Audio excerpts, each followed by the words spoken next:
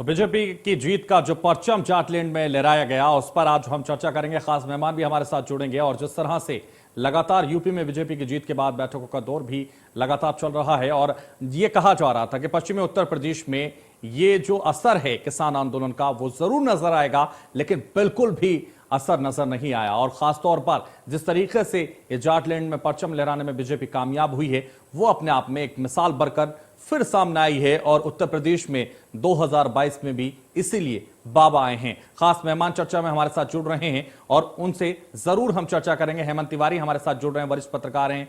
एक और वरिष्ठ पत्रकार हमारे साथ जुड़ रहे हैं, दोनों से इसका चर्चा करेंगे। अजय शर्मा हमारे साथ जुड़ गए हैं। अजय शर्मा, सबसे पहले आप ही के पास आना चाहूंगा और आपसे समझना चाहेंगे, जिस तरह से कहा जा रहा था, लगातार चर्चा हो रही थी कि पश्चिमी उत्तर प्रदेश में जो किसान आंदोलन है उसका असर जरूर नजर आएगा, लेकिन बिल्कुल असर नजर नहीं आया। क्या सारे मुद्दे धराशायी हो गए, किसानों का मुद्दा भी धराशायी हो गया और फिर बाबा वापस आ गए?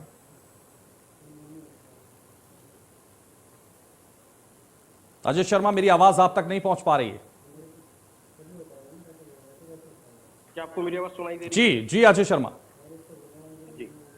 देखिए, जो रुझान जो रिजल्ट आए हैं उसने तो यही हमें बताया कि जिस किसानों का जो मुद्दा था, जिस तरह से लग रहा था कि भाई बहुत बड़ा असर पड़ेगा, क्योंकि हमने नरेश टिकैत की पंचायतें देखी, हमने राकेश टिकैत के आंदोलन को भी देखा बहुत करीबी से, और उसके बाद ये कयास लगाए कि इसका असर पड़ेगा और समाजवादी पार्टी और जयंत चौधरी को बहुत फायदा होगा इसमें। लेकिन जिसे हम कहते हैं ना अंडर करंट या फिर साइलेंट वोटर, वो जो है सब कुछ देख रहा था, समझ रहा था। यहाँ से बीजेपी की तरफ से जो प्रतिक्रियाएं दी गई, जो मैसेजेस डिलीवर किए गए, उसको समझाने में भारतीय जनता पार्टी कामयाब रही कि ये आंदोलन ना होकर आंदोलन की आड़ में सियासत की है जी। और इसका जब सियासीकरण हो गया। अजय शर्मा, इससे पहले भी आप मेरे साथ चर्चा में बैठे और आपसे बात होती थी तो आपका लगातार यह कहना था कि असर जरूर होगा किसान आंदोलन का, लेकिन बिल्कुल असर नजर नहीं आया। ऐसा क्या हुआ कि क्या वजह रही कि साइलेंट वोटर इतना निकल गया कि सारा भारतीय जनता पार्टी के हित में चला गया? कौन सा साइलेंट वोटर था वो? देखिए, जो साइलेंट वोटर था वो तो एक मिडिल क्लास साइलेंट वोटर है, और दूसरा इसमें जो महिलाएं हैं, जो महिला वोटर है, उसने भी चीज को समझा। यदि ये आंदोलन जिसे कहते हैं खुल के अगर समर्थन जाता कांग्रेस का या समाजवादी पार्टी का कि हम के साथ में खड़े हुए हैं, जैसे इस आंदोलन का राजनीतिकरण हो जाता, लेकिन राकेश टिकैत ने इसका कोई राजनीतिकरण नहीं होने दिया, तो सिर्फ आंदोलन ही रहने दिया किसानों का। बिल्कुल, तो आंदोलन ही रह गया। मैं आऊंगा आपके पास, अजय शर्मा आऊंगा। हेमंत तिवारी भी हमारे साथ जुड़ गए। हेमंत तिवारी, जिस तरह से लगातार ये कहा जा रहा था कि किसानों का मुद्दा है, महंगाई का मुद्दा है, पश्चिमी उत्तर प्रदेश में यह मुद्दा कहीं ना कहीं बीजेपी को बहुत नुकसान पहुंचाएगा, लेकिन जिस तरह की तस्वीरें लगातार आपने रिजल्ट की देखी और हमने भी देखी, वो तस्वीरें ये बयां करती हैं कि कोई मुद्दा नुकसान नहीं पहुंचा पाया, सारे मुद्दे धराशायी हो गए। क्या वजह रही? देखे मित्र, जो कह रहा होगा। मैंने तो चुनाव के पहले, मतदान के पहले, मतदान के बाद एक ही बात कही जी कि बहुत बड़ा पॉलिटिकल इशू नहीं बनने जा रहा है और इसका दायरा बहुत सीमित होने जा रहा है। एक बात अभी अजय शर्मा ने ठीक कही कि किसान आंदोलन के साथ सबसे मुखर कौन था? राकेश टिकैत। क्या राकेश टिकैत ने कोई पॉलिटिकल स्टैंड अपना रखा? नहीं रखा। न तो पॉलिटिकोज ने आंदोलन में अपना कोई स्पष्ट रुख रखा या समर्थन दिया, और न ही राकेश टिकैत जो किसानों के सबसे बड़े नेता, वहाँ के प्रभावी नेता है, जाट है, उन्होंने अपना कुछ पॉलिटिकल इंडिकेशन कहीं नहीं दिया।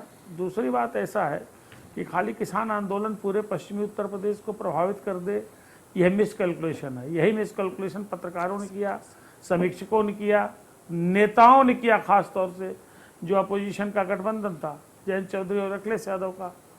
जब आप इस तरह का माहौल, एक परसेप्शन बनाने की कोशिश करते हैं और ज़मीन की स्टडी आपकी कमज़ोर होती है, जब आप पूरा पाठ्यक्रम समझते नहीं और खाली गेस्ट पेपर के जरिए ओवर कॉन्फिडेंस दिखाते हैं, तभी आप समझ लीजिए कि बड़ौत और बागपत जैसी सीटें और खतौली और मुजफ्फरनगर जैसी सीटें, बुलंदशहर शिकारपुर जैसी सीटें, मोदी नगर मुरादनगर जैसी सीटें, ये फिर आप नहीं जीत पाते हैं। भारतीय जनता पार्टी, आज हम लोग साइलेंट वोटर की बात लेकिन हेमंत जी पहले पश्चिमी उत्तर प्रदेश का जो चरण था उसमें भी 58 में से 46 सीटें, ये काफी महत्वपूर्ण था। ये कहा जा रहा था कि बड़ा असर पड़ेगा, लेकिन इन सीटों के हिसाब से तो लग रहा है कि असर पड़ा नहीं खास। अब दो बातें मैं आपको बता रहा हूं, पहले कृपया इसको समझें क्या कह रहा हूं। भारतीय जनता पार्टी को इस बात का अंदेशा था कि उसका बड़ा नुकसान हो सकता है, और शायद इसीलिए इतना बड़ा विषय, और नरेंद्र मोदी जैसा एक राजनेता जिसके बारे में हम लोग कहते हैं जिद्दी हैं, कोई फैसला लेते हैं तो अडिग रहते हैं, उनको कृषि कानून वापस लेने के लिए स्वयं आकर के सवेरे सवेरे कहना पड़ा कि हम लोग समझा नहीं पाए, हम इसको वापस लेते हैं। तो सबसे पहले तो डिफ्यूज करने का सबसे बड़ा मारक उपाय खुद स्वयं प्रधानमंत्री नरेंद्र मोदी ने किया, तो उससे डिफ्यूज हुआ, थोड़ा असर कम हुआ। दूसरे, भारतीय जनता पार्टी ने जो अपनी वेस्टर्न यूपी की डिश के जो इंग्रेडिएंट्स लगाए थे उसको हम आप कहाँ समझ पाए, एक चीज है। तीसरी सबसे बड़ी चीज जिसपे कोई चर्चा नहीं हो रही है वो ये है जी, लोकल पोलराइजेशन। ठीक है, मुजफ्फरनगर दंगों के बाद की जो परिस्थिति थी उसके नाते 2014, 2017, 2019 में असर दिखा, लेकिन यहाँ कोई प्रत्यक्ष पोलराइजेशन नहीं था। और जब अमित शाह और योगी आदित्यनाथ जैसे नेता बार बार जा करके वहां हिंदू मुसलमान और पलायन की बात करते थे, तो सारे समीक्षक कहते थे अरे ये तो चल ही नहीं रहा है, लेकिन चला। कैसे चला इसको समझिए। जब मुसलमान और एक जाटों का एक हिस्सा या कुछ जो गठबंधन का, विपक्ष के गठबंधन को सपोर्ट करने वाले, ये जब इंटैक्ट वोटिंग करने लगे तो इसका लोकल रिएक्शन हुआ। वो भी पोलराइजेशन होता है, वो भी ध्रुवीकरण होता है। जब 500 मुसलमान, 1000 मुसलमान, 10,000 मुसलमान एक जगह लाइन लगा वोट देगा, एक जगह लाइन लगा के वोटिंग की तैयारी करेगा, तो निश्चित रूप से इसका लोकल रिएक्शन होगा। वही हुआ मुजफ्फरनगर में, नहीं देखा आपने, खतौली जैसा इलाका जो किसानों का बहुत बड़ा इलाका है, आप वहां का वोट शेयर देखिए। दूसरी बात मैं आपको बता दूं, एक और दिक्कत हुई जी, पूरे इलेक्शन में अखिलेश यादव जो लीड कर रहे थे अपोजिशन को, जिन्होंने इलेक्शन को बाइपोलर बना दिया, वो ओवर कॉन्फिडेंस में रहे और उन्होंने ये नहीं देखा कि किन सीटों पर कितना ज्यादा उनको जमीन मेहनत करनी पड़ती है। अगर नकुड़ में 350 वोट से 450 वोट से 400 वोट से धर्म सिंह सैनी चुनाव हार जाते हैं, तो वहां ज्यादा फोकस करना चाहिए था, वहां स्वयं अखिलेश यादव को जाना चाहिए था, जयंत चौधरी के ज्यादा जाना चाहिए था, प्रभाव डालना चाहिए था। ये एक बड़ी कमी रही, यही सारी कमियां रही जिसकी वजह से नुकसान उठाना पड़ा और 125 तक ही सीमित रहना पड़ा, इस तक ही सिमट गिरना पड़ा।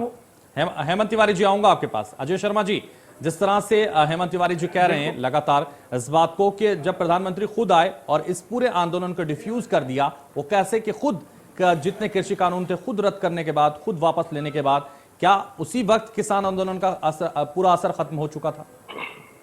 नहीं, मैं इस बात से सहमत नहीं हूँ। देखिए, बहुत सारे फैक्टर होते हैं चुनाव के अंदर। हेमंत जी की एक बात सही है, मुझसे सहमत हूं मैं, कि एक